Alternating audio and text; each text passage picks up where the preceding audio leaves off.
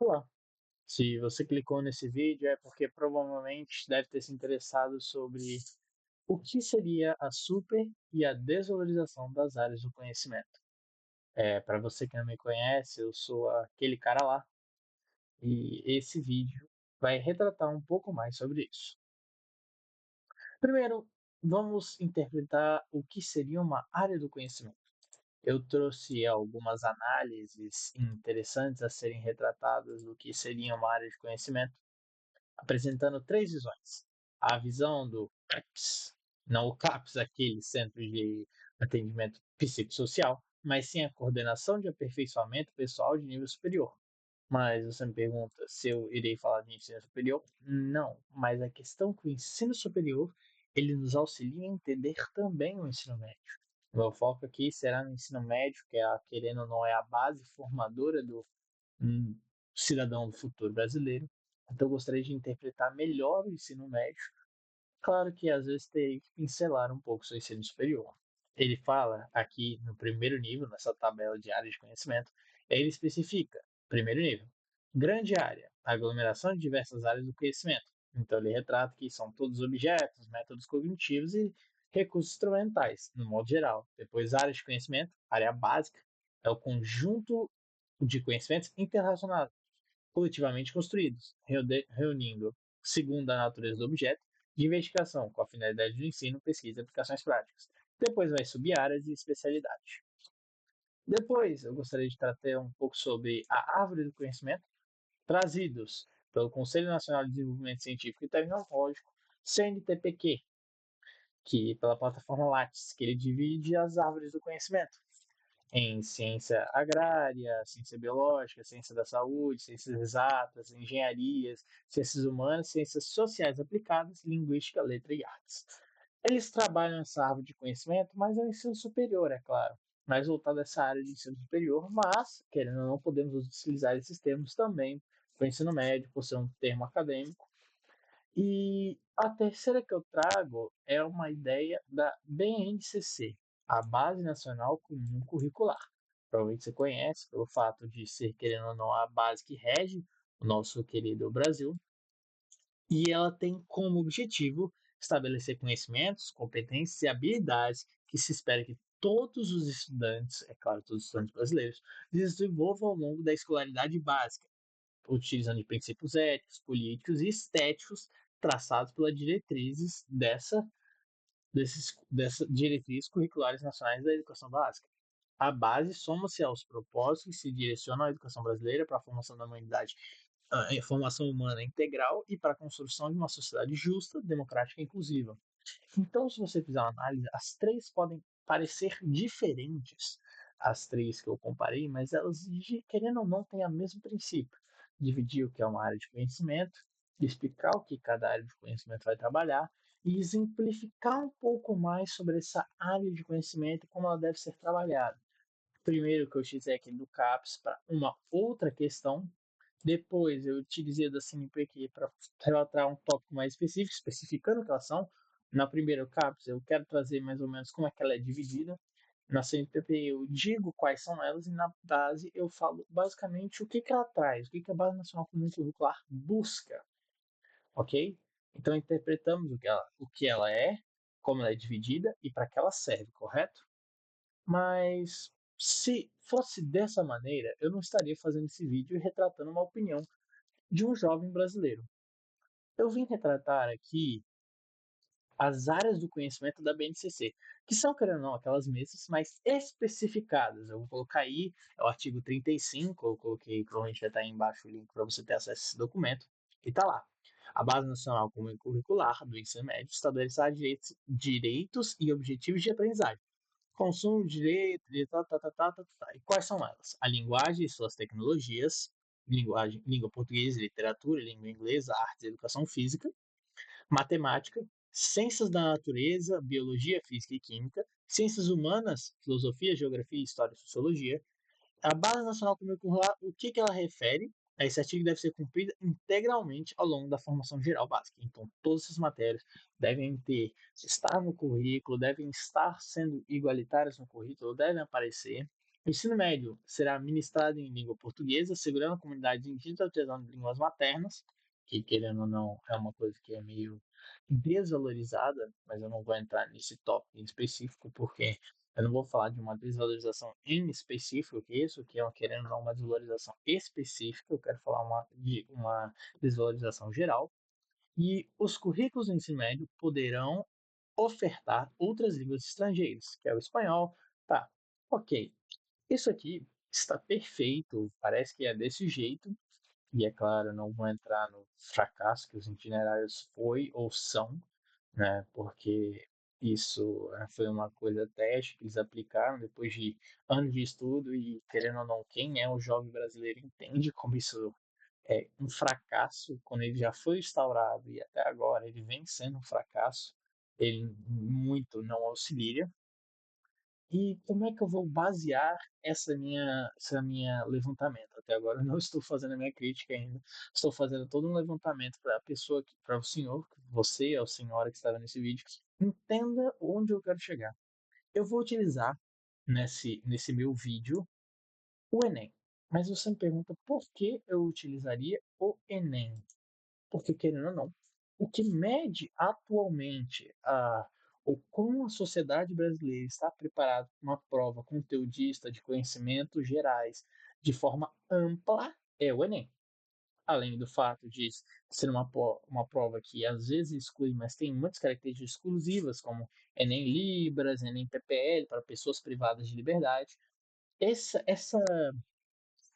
prova ela une todas as pessoas por representar em todos os estados a possibilidade da realização da prova, também sendo utilizada para outras características, dados que você, quando se inscreve nessa prova, realiza um teste acerca, né, de quais são a grade curricular, que você tem, quantas pessoas na nossa casa, renda mensal, tudo isso é basicamente uma forma do governo nivelar quem está realizando a prova. Ok. E antes de eu entrar na prova onde eu quero explicar que vai ser baseado em como são geridas as notas médias, é, você tem que entender primeiro como elas são medidas, né? Porque eu não posso falar de uma coisa que é mensurada sem mensurar como ela é mensurada, né? Eu sei, isso é um pouco contraditório, mas faz um sentido em si. O TRI, é, ele é utilizado de forma geral para medir quanto um aluno sabe sobre um conteúdo, correto? Em tese sim, mas também em tese não. O que seria a sigla TRI? É a teoria da resposta ao item. O que é essa teoria da resposta ao item? De forma resumida, quando você está na escola, provavelmente você aprende o professor falando: no TRI você tem que acertar as questões mais fáceis para ganhar mais pontos. É um fato? Querendo ou não, de forma superficial, é. Mas de forma concreta, eu diria que não.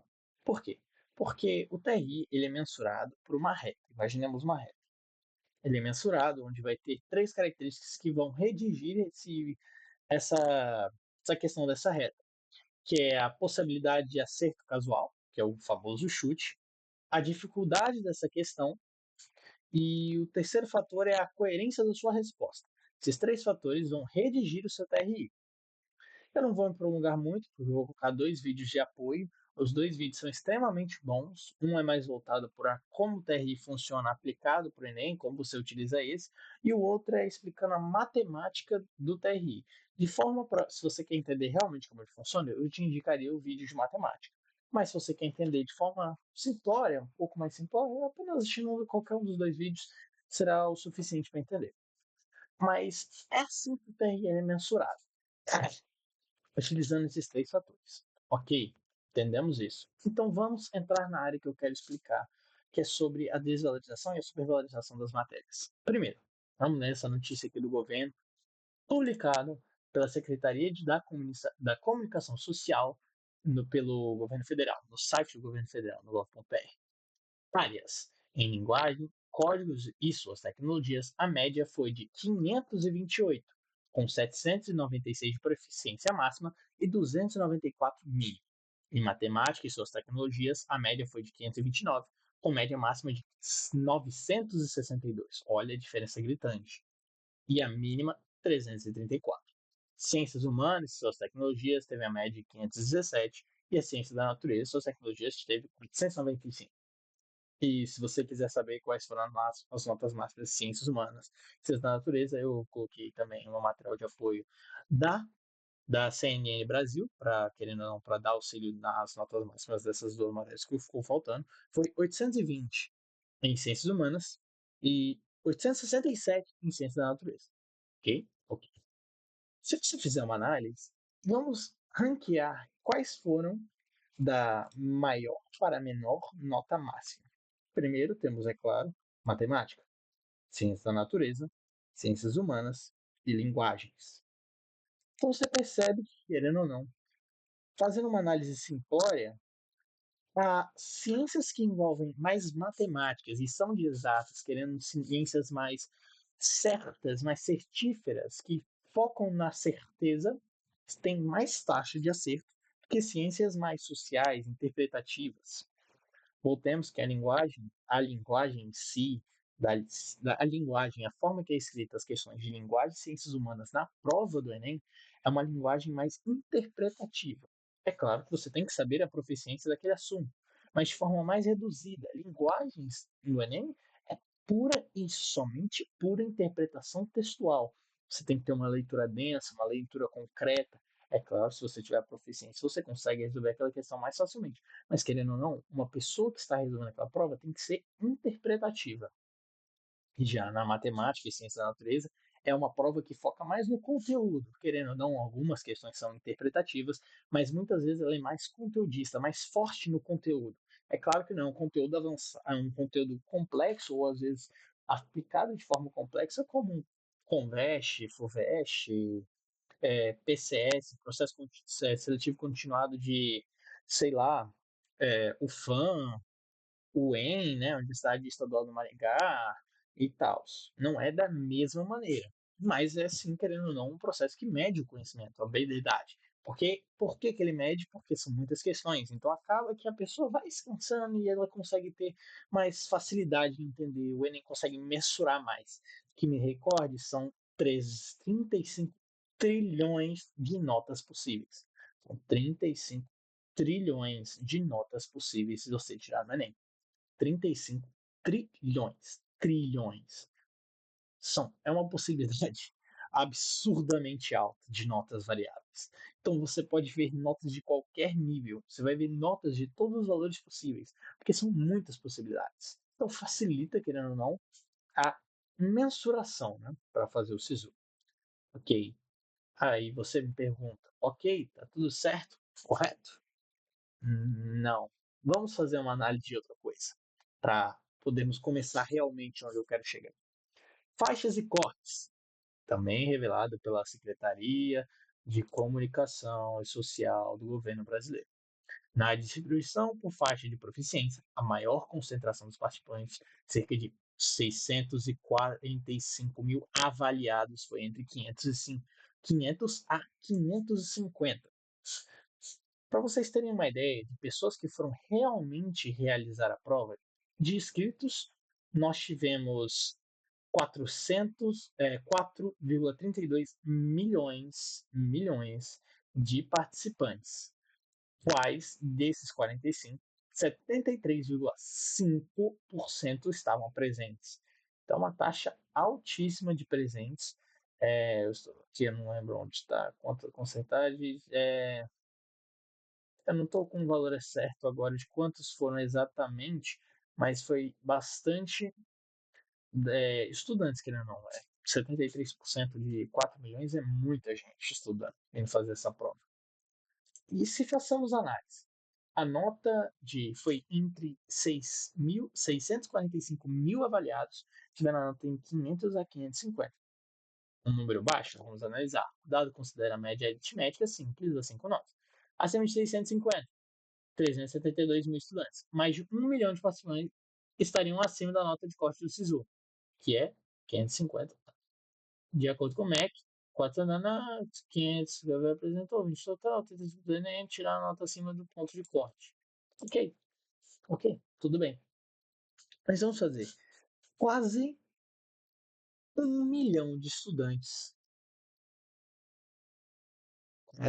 quase 650 mil estudantes ficaram com uma nota de 500 a 555, que é uma nota baixíssima, querendo ou não, para o Enem, para o processo seletivo, não é? Por exemplo, as notas de corte de cursos, normalmente, que você vai ver em cursos que são um pouco mais concorridos, como direito, você vai ver uma nota de corte de 622 para cima. Que me recorde, o Enem Letras aqui na Unir, na Universidade Federal de Rondônia, teve uma nota de corte na parte diurna de 622. Então essas pessoas entrariam forte fora do curso de letras. Você percebe que e também o curso de direito noturno na Unir, 720, que me recordo, 740. Traduzindo, você percebe que é um desvio, que essas pessoas estão fora de poder participar do processo seletivo. 375 mil participantes estão acima de 650. Ok, 650. Também, querendo ou não, é uma nota baixa, mas é uma nota que já consegue ingressar em certas faculdades. Se for uma faculdade menos concorrida, em um local distante, as pessoas têm a possibilidade de passar. Mas, voltando, após isso eu fiz uma contazinha básica, porque eu gostaria de interpretar os dados que foram me dados, para agora realmente começar o ponto. Eu coloquei a imagem aí das notas médias e as notas máximas, e eu fiz a diferença entre elas, para ver qual era a distância que cada uma estava. Por exemplo, se linguagens tem 528, 796 foi a máxima, e eu fiz a diferença. Deu 268. Matemática, 433 pontos. Ciências humanas, 303. Ciências da natureza, 372 pontos. Ok. Depois disso, eu fiz uma média. Como foi feita essa média? Eu fiz a porcentagem, na verdade. Fiz a porcentagem de quantos por cento esses pontos, por exemplo, de 268, quanto equivale da média? São 550,76 pontos. Então, esses 50,76 pontos equivale a 268, que seria o quê? Quanto a mais ele tirou da nota média, que foi 528? Foi basicamente 50% da prova. Ele é como se ele tivesse feito 150, de forma resumida. 433 foi como 81,85% da prova a mais. Depois, ciências humanas, 58,61% da prova a mais. Ciências da natureza, 75,15% a mais da prova. Ok? Ok. Mas só que isso são dados variáveis, porque cada um tem uma nota diferente. Então, para simplificar, eu fiz embaixo com uma nota média 500. Então, 500 é 50%. É 100%. Então tá, depois eu recalculei, fiz a subtração de novo e deu esse 296, 462, 320, 367. Você percebe que ciências da natureza reduziu o número pelo fato de ciências da natureza na primeira parte, a média geral ser 495. Então, como eu subi um pouco a média, você vai ver que o valor de pontos vai reduzir a diferença e tal, enquanto as outras aumentaram. Depois que eles foram todos com notas 500, eu vi quantos por cento essa nota de diferença representaria. Em linguagem, você vê que teve um crescimento de basicamente 8% quase. Matemática, basicamente mais de 10%. Ciências humanas, um acréscimo assim de 6%, mais ou menos, 5,4% ali. E ciência da natureza reduziu para 500 por causa daquela diferença e tal.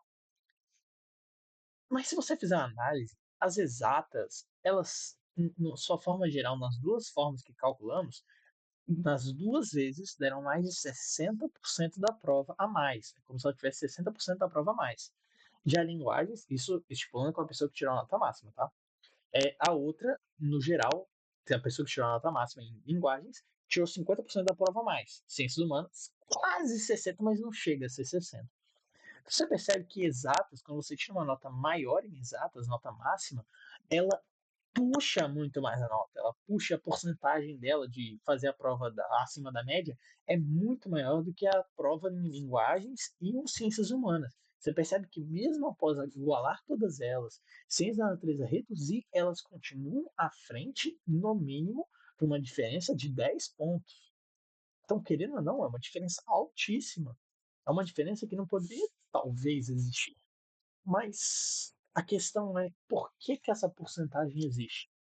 E aí que iniciamos finalmente o vídeo que eu queria discutir. Por que, que ela realmente existe?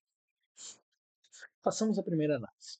quando você estudava na sua escola, ou se ainda estuda, ou se ainda, por exemplo, vai entrar no ensino médio, que é onde eu estou querendo debater, você provavelmente vai ter uma grade curricular extensa e cansativa. Serão provavelmente longas horas de estudo, de provavelmente das 7h30 até uma, e provavelmente com aula à tarde. Mas você tinha muitas aulas de humanas? Você lembra? Você lembra quantas horas semanais você fazia de humanas? Utilizando uma forma simplória, normalmente você vai encontrar, no geral, mais aulas voltadas a exatas do que humanas. Por quê?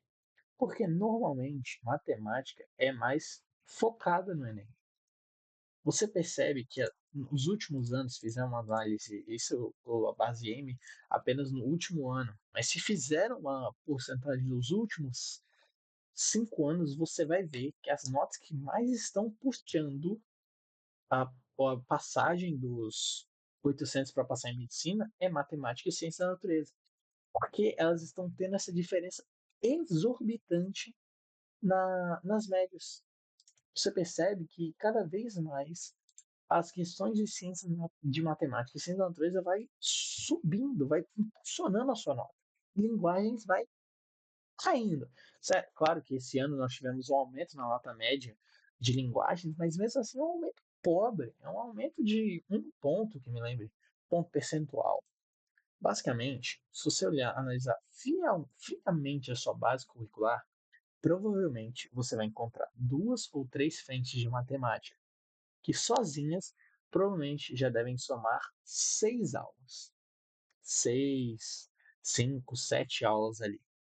Física, provavelmente 2 a 3 frentes, com as mesmas 5, 6, 7 aulas.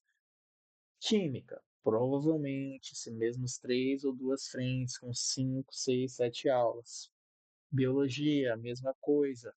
Você vai perceber esse padrão de ter muitas matérias, pelo conteúdo ser muito denso. Mas será que realmente só ele é um conteúdo denso? História. História tem o mesmo grau de dificuldade de matemática. Não, não tem. Para mim, não tem. Isso, supondo que você fale isso para mim. Mas realmente será que não tem? Você acha que logaritmo é mais difícil do que estudar período republicano, República Velha? República da Espada brasileira? Eis a questão. Você não aprendeu realmente República Velha. Você aprendeu a matar questões de República Velha. Você não aprendeu o conteúdo em si. Você aprendeu como ser subjetivo. A mesma coisa com logaritmo. Só que logaritmo é uma coisa mais exata. E período de República Velha, para você, pode se tornar uma coisa exata, mas não é. Existem várias filosofias, existem várias formas de pensar, vários pontos de vista, historiadores diferentes. Ah, mas matemática também existe. Sim, mas matemática ela tem uma característica de ser mais exata. Você percebe que nos últimos anos as pessoas vêm falando a história, sociologia, filosofia, língua portuguesa, literatura, redação, uma coisa mecânica. Estão tentando trazer uma exatidão para as matérias humanas, como se elas fossem uma ciência exata. Essa é a questão. História, geografia, falam até mesmo de geografia física, redação, são matérias que mesmo que tenham matemática em vários pontos, não são exatas. Elas não são fechadas, não são cíclicas, não tem início, meio e fim. É claro que matemática, física, química, biologia têm as suas variações, mas em muitos momentos elas são fechadas, idênticas, imutáveis. Isso ferindo um pouco o método científico, mas tudo bem. Mas se você fizer perceber, as ciências humanas, de um tempo para cá, querendo ou não, elas vêm sendo desvalorizadas. Elas vêm sendo trocadas para serem ocupadas por mais tempo de ciências exatas. O que faz nesses últimos anos você perceber uma diminuição nas médias de linguagem de ciências humanas, sendo descartadas. Uma nota máxima de linguagem ser 796, a nossa língua brasileira, a nossa língua português brasileiro, que eu não vou mais chamar de português, porque querendo ou não já é uma língua separada do português de nome, mas de Figuras de linguagem, forma de uso, fluência, palavras se diferem muito da forma falada em português. Portugal, Angola, Cabo Verde se diferem muito, mesmo sendo português, são portugueses diferentes. Nossa língua matriz ter uma nota menor do que uma nota em ciência da natureza, nota máxima. Ciência da natureza beirar quase os 870 e linguagem não chegar nem a 800 fechados. A nossa língua que nós falamos o dia a dia. Ciências humanas, 820, 820. Vocês, a gente, nós, brasileiros, vivemos o passado e o presente. E esse passado que afeta o nosso dia a dia. Esse passado que desde a era da colonização até os dias atuais, pré-colonização, com os povos indígenas originários que influenciam diariamente e influenciaram na nossa língua, influenciaram no nosso estilo de vida, cultura, culinária, essa vivência rica que nosso povo tem, sendo abandonado para construir matérias que, querendo ou não, são, aspas, mais importantes. Normalmente, quando você está na escola, quais são os tempos que são perdidos para a realização de alguma atividade escolar? Tirar uma foto, cantar um hino, momento cívico. Normalmente não é matemática, física, química, biologia. Normalmente é sociologia, filosofia, literatura. Redação eu escapulo um pouco porque redação está se tornando uma coisa mecânica, mas ela não está entre as duas. Eu explico melhor o que eu quero dizer com ela não está entre as duas áreas. Você percebe essa mecanização. Esse é o ponto principal que eu quero trazer. Mecanização do ensino das ciências humanas. Como nós não podemos, eu, você, o seu filho, seu pai, sua mãe, seus parentes, seus amigos, nós não podemos deixar que isso se alastre. Nós não podemos deixar que a matemática seja a nossa matéria que puxa a nossa nota. Deve haver um equilíbrio. É claro que pode se manter essas notas altíssimas, tudo bem, mas eu digo aqui linguagens. Nós devemos ter mais carinho, nós devemos ter mais apreço a essa nossa cultura. Mesmo sendo uma interpretação, ela deve ser apreciada. Ciências humanas devem ser apreciadas. Nós não podemos excluí-los e diminuir sua influência na área e torná-la uma coisa mecânica, simplória, para tentar focar em ciência da natureza e matemática. Porque, querendo ou não, mesmo que se vá super bem em matemática e em ciências naturais, se você tirar a mesma nota que uma outra pessoa e a outra pessoa foi melhor do que você em linguagem, ciências humanas, você perdeu sua vaga. Qual é a lógica de você desvalorizar essas ciências e focar nas ciências que estão teoricamente puxando sua nota, se você não vai aprender aquele conteúdo, não vai ter experiência de vida? Eu defendo que todas as matérias têm sua funcionalidade social na questão de vivência e uma funcionalidade educacional. Pensem, se você não estudasse história, como você saberia dos seus antepassados? Brasil, como você saberia como será que meus avós chegaram aqui? Quem era a pessoa? Quais eram os povos? Quais eram as etnias que viviam antes da chegada dos europeus? Quem trouxe essa nossa riqueza de diversidade cultural? Quem trouxe nossa riqueza de diversidade de etnia, sociedade? Nossa, por que hoje existem cotas nas universidades? Ah, por causa daquela questão social, histórica do passado que influencia nos nossos dias. Racismo estrutural, patriarcalismo estrutural, entende? Essas ciências nos ajudam a interpretar a forma de viver do ser humano. O que encaixa com a matemática e a ciência da natureza, que elas também trazem. A matemática rege o mundo moderno, mas tampouco ela trabalha sozinha, sem linguagem, sem conceitos sociais. Elas todas dependem uma da outra para existir. Química, talvez você fale que você viva sem química. Tudo bem, você pode viver sem química, de forma aspada, né, com aspas, mas você teoricamente aprendeu química mais pelo conceito de você entender um pouco mais sobre o ambiente, sobre o universo. Pode ser que você não lembre de tudo, mas você aprendeu pelo menos o que era um átomo, o que era uma molécula, que explica um pouco. Explicam, por exemplo, algumas coisas como fazer para corrente fluir, Talvez você aprendeu um pouco, talvez você lembre de pequenas coisas, como o conceito de eletricidade. Talvez não lembre de fórmula, não lembre como calcula massa molar, elemento, não sei o que. Você pode não lembrar, mas você lembra de alguma coisa de química, de física. Você lembra alguma coisa de matemática, ciências humanas e linguagens. Não podemos deixar que as escolas, instituições de ensino no geral, públicas, privadas, sendo de estado, município ou instituto federal, deixem essas matérias serem negligenciadas. Nós, como corpo social, sendo estudantes, pais, estudantes de universidade, professores, não podemos deixar que linguagens e ciências humanas sejam esquecidas na grade curricular e se transformem numa matéria monótona, se transformem numa matéria mecanizada, entende? Agora entrando para fechar toda a minha ideia, a redação. Eu entendo que a redação ela é uma junção de todas as matérias em uma só e aplicando para produzir um texto. Matemática depende de redação, querendo ou não, para fazer qualquer. Você escrever algum relatório, um artigo sobre matemática, você precisa de redação. Escrever um artigo sobre a nova descoberta de uma macromolécula na biologia, redação. Publicação de um artigo científico, redação.